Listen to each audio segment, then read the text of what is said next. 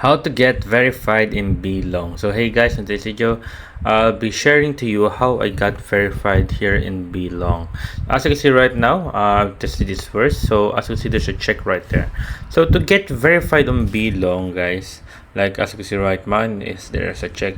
All you need to do is put in a picture of yourself, only you, like only you, and then you just need to take a picture of yourself.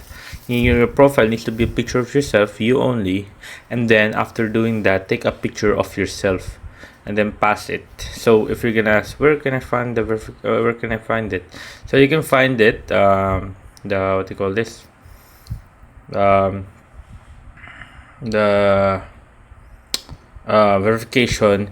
It will just pop like immediately, because it won't let you scroll that much unless you are verified. So I suggest, if you want to get verified right here, all you need to do is just you can just scroll even for just 30 seconds, maybe 10 seconds. It will stop you and it will ask you to verify yourself immediately. So just click on the verification, and all you need to do is add a picture of yourself.